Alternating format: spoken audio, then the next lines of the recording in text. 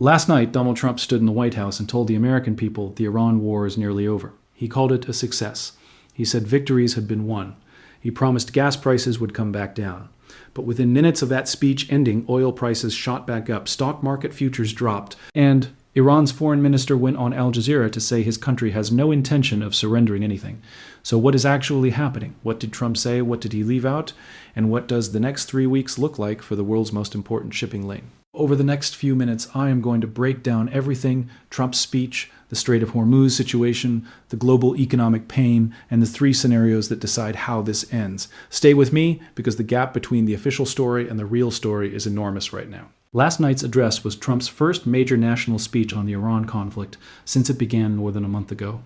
33 days of war, and this was the first time he formally addressed the country in prime time. Trump used the roughly 20-minute address to claim that his administration's goals in Iran have nearly all been achieved, describing the war as nearing completion.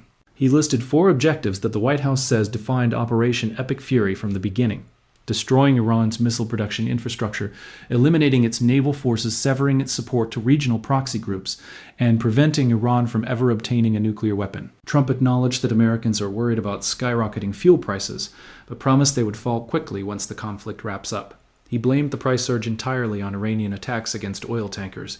He also made a claim that is already drawing significant scrutiny. Trump told his audience that the United States imports almost no oil through the Strait of Hormuz and therefore does not need it. Economists and analysts have pushed back hard on that framing, pointing out that oil markets are global, and when 1/5 of the planet's supply gets choked off, every consumer on Earth pays more, regardless of where their specific barrel came from.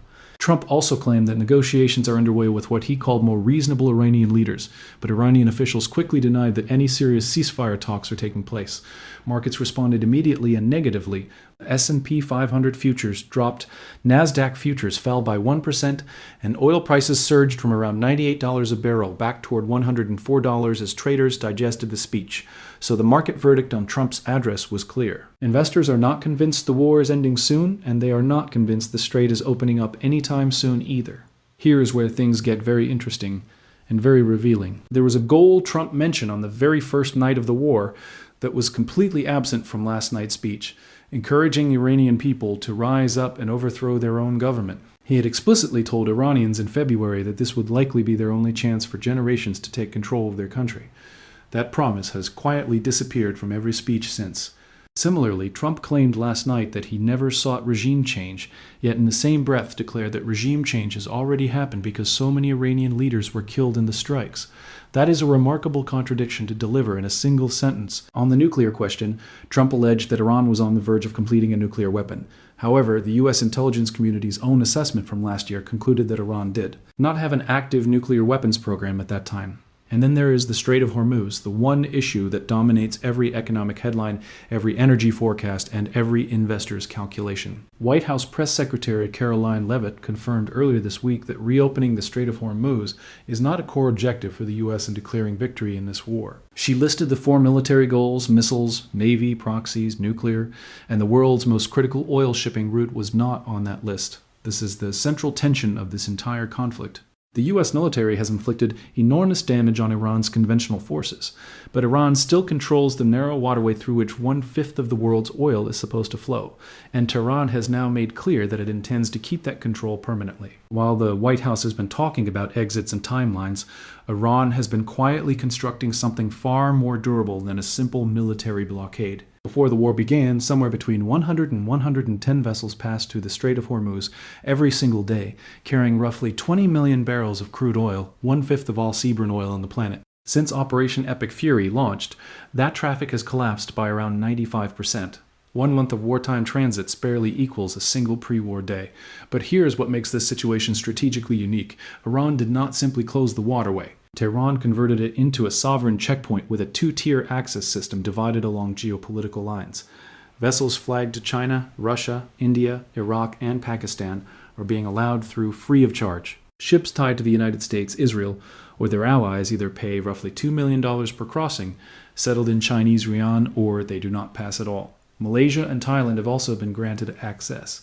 After diplomatic talks with Tehran, Iran's Supreme National Security Council has made clear that the strait will not be reopened to U.S.-linked vessels, regardless of how the military campaign ends. Iran's parliament is actively drafting legislation to codify this toll arrangement into permanent law, not as a wartime emergency measure, but as a formal expression of sovereignty. One Iranian trade official estimated the fee system could generate between $70 and $80 billion per year for Tehran if applied at normal traffic volumes.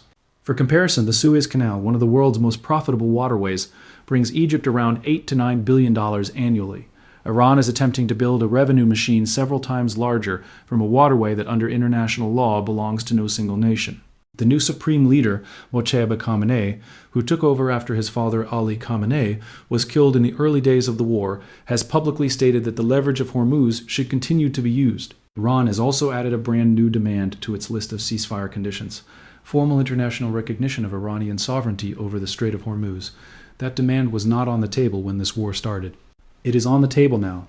The economic damage from this conflict is no longer contained to the Middle East. It is spreading across the globe, and it is accelerating. U.S. gasoline prices crossed $4 per gallon on April 1st, the first time that threshold has been crossed since 2022. That is a rise of more than 35% since the war began on February 28th. In conversations with dozens of oil traders, executives, brokers, and analysts, one message came up again and again: the world still has not fully grasped how severe the situation is. If the strait remains closed into a second full month, global energy markets are expected to evolve rapidly into a boom, an outright fight for supplies, with prices benefiting whoever can outbid everyone else. Nobel Prize-winning economist Paul Krugman describes scenarios of $150 or even $200 per barrel as entirely plausible, not extreme hypotheticals. The damage stretches well beyond fuel pumps. The Gulf region produces nearly half of the world's urea fertilizer and about 30% of its ammonia. Urea prices have risen by roughly 50% since the start of the war. This is not just an energy story. This is a food security story. Farmers planting crops this spring across North America and Europe are already facing input cost shocks that will work their way into grocery store prices well into 2027. Pakistan has told citizens to watch cricket matches from home to preserve fuel. Thailand is experiencing shortages. Hundreds of gas stations across Australia reported fuel shortfalls, and some airlines have canceled routes stretching from Vietnam to New Zealand. Qatar Energy has declared force majeure on some LNG contracts. Oman Air canceled flights to numerous destinations through mid-April, and a large fire broke out at Kuwait International Airport after a drone strike. Oil industry leaders are warning that the strait needs to be reopened by mid-April at the latest, or the supply disruptions will escalate sharply. The window for avoiding a second, more severe wave of economic pain is measured in days, not weeks. While the president was speaking about endings and conclusions last night, the Pentagon has been doing something that tells a very different story. Building up, not drawing down, additional Marine Expeditionary Forces have been moving toward the Middle East. Roughly 2,500 paratroopers from the 82nd Airborne Division have deployed into the theater, and a third U.S. aircraft carrier has been dispatched to support the operation. That is not the posture of an administration preparing a clean exit. That is the posture of one keeping escalation options firmly on the table. The most widely discussed option among military analysts is a potential seizure of Kharg Island, a facility off Iran's southern coast that handles roughly 90% of Iran's crude oil exports. Trump himself told the Financial Times he could take it. The troop packages being moved into position are exactly what you would need for that kind of operation, but the risks are enormous. Former NATO Supreme Allied Commander James Stavridis called the amphibious option extremely dangerous. Analysts at the Royal United Services Institute in London assessed it would carry significant casualties, and defense analysts warned that holding Kharg under continuous ballistic missile fire from the Iranian mainland just 15 miles away would require a massive sustained defensive presence that cannot be quickly assembled. As of the latest counts, an estimated 1,937 people have been killed inside Iran, and 13 U.S. military service members have died. Hundreds more Americans have been wounded. According to the U.S.-based human rights activist news agency, the total Iranian death toll from U.S. and Israeli strikes since February 28th has reached at least 3,519 people. So where does this actually go? Right now, there are 3 paths in front of Trump, and none of them lead somewhere clean. Path 1, declare victory and leave. Trump and Secretary of State Marco Rubio have been carefully crafting a narrative around mission completion. The 4 stated objectives, missiles, Navy, proxies, nuclear, are being framed as largely achieved. 35 countries have signed a statement committing to work on restoring maritime security in the Strait. UK Prime Minister Keir Starmer announced a virtual summit to coordinate that effort, led by Foreign Secretary Vat Cooper, with military planners assessing options for Ankh. The shooting stops. The plan would be for the U.S. to exit the active combat phase and hand the Strait problem to a multinational coalition. The risk: if the Strait stays closed or semi-closed under Iranian control, the toll regime hardens into permanent law, gas prices remain elevated, and the entire campaign gets remembered as the most expensive strategic miscalculation since the Iraq War. Path 2. Escalate, seize Kharg, force the Strait open. The forces are moving into position. If Trump orders a move on Kharg Island, analysts estimate it could cut off Iran's primary revenue source and force a negotiated reopening of the Strait. But the Pentagon's own estimate suggests a Hormuz reopening operation would take 4 to 6 additional weeks of fighting, pushing the war deep into May with rising casualties, volcanic political fallout at home, and the very real possibility of turning a limited air campaign into a ground war in Iran. Path 3. Deal. Trump extended his deadline for striking Iran's power plants to April 6, citing ongoing negotiations. He said on social media that he would consider a ceasefire request once Iran opens the Strait. Iran insists it is not negotiating. But back-channel pressure from China and Pakistan, both of whom released a 5-point peace proposal this week, could provide a face-saving framework for both sides. The problem is that any deal leaving Iran and formal control of the Strait would represent a transformation of international maritime law that the entire Western world would have to live with indefinitely. Here's the hard truth that last night's speech could not paper over. The United States sank the majority of Iran's navy. It struck nuclear sites, missile factories, and military leadership. It spent billions of dollars and committed thousands of troops.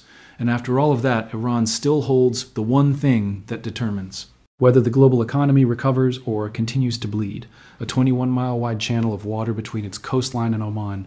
Polls consistently show that majorities of Americans oppose the war, and even larger majorities oppose the idea of sending ground troops. The political clock is ticking as loudly as the economic one. April 6th is the next hard deadline, the date Trump set for potentially striking Iran's power grid if no deal materializes. Whether that deadline holds, gets extended again, or triggers a new escalation will tell us everything about which path this conflict is actually heading down. The war was sold as swift, targeted, and decisive. The exit is being framed as flexible and strategic. But the Strait of Hormuz tells the only story that markets, allies, voters, and history will ultimately remember. Who holds Hormuz holds the leverage. And right now, that is not the United States. If you found this breakdown valuable, subscribe and hit the notification bell. We cover these developments in real time. Drop your thoughts in the comments. Do you think a deal gets done before April 6th, or are we heading into a new escalation? See you in the next one.